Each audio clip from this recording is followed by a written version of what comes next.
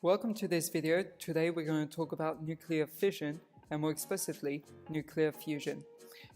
Physicists in California achieved what's been hailed as some as one of the greatest breakthroughs of the nuclear age.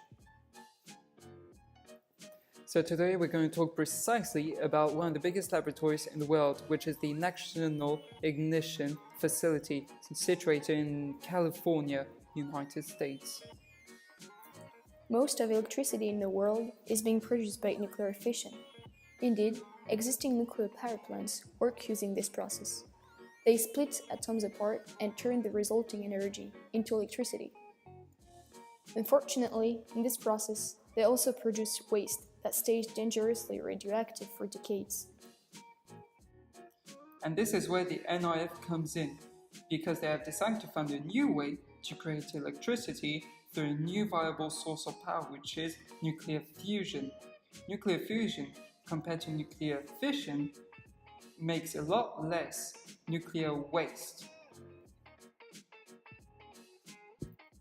Located in Livermore, California, the National Ignition Facility is one of the world's biggest and heaviest indoor experiments.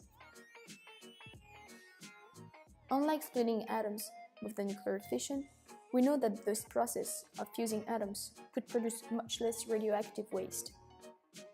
Because pumping enough energy into atoms to get them to fuse is really challenging. So the NIF strategy is to use the largest laser in the world, which is housed in a 10-story building, more than 300 meters long. Most of that space is for the laser amplifiers, 120 tons worth of a special type of glass.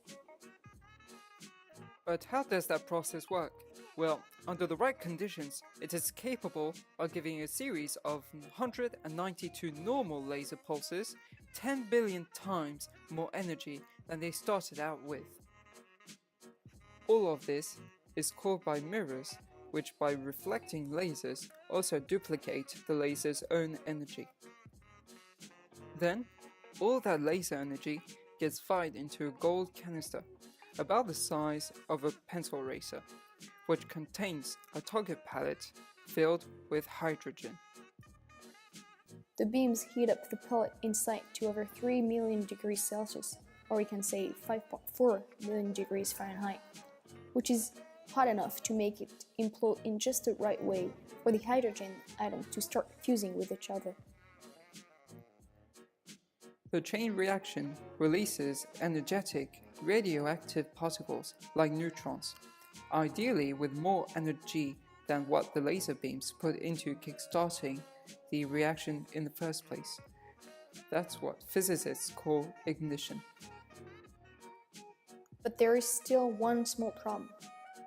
The NIF hasn't achieved full ignition yet, at least not the kind that gets us more energy than we put in. Even if the NIF does achieve ignition, there are still a whole load of problems to tackle. For example, how to extract that energy efficiently, or even to deal with all the expensive equipment. But in October 2013, while conducting experiments at Lawrence Livermore National Ignition Facility, they succeeded in creating more energy with nuclear fusion reaction than they put into it. Scientists have created an energy surplus, or what experts call fuel again using fusion. And this is the first time in history that that kind of experiment has been succeeded. But we need to remind ourselves that even though scientists have concluded some sort of ignition, this ignition does not include the surplus from the whole system, which includes all the energy that went into keeping the fuel from flying apart. The experiment still did not reach the NIF's ultimate goal, which is a full ignition, which is when the fusion creates enough energy to fuse the rest of the hydrogen fuel.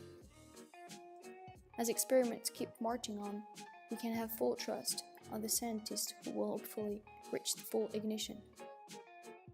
Thank you for watching this video. Be sure to leave a thumbs up if you enjoyed this video. Be sure to share it on Facebook, Twitter, Instagram, everywhere you want. I hope you liked it. Be sure to subscribe as well to Auréliane FEVRE and tell Williams thank you and goodbye.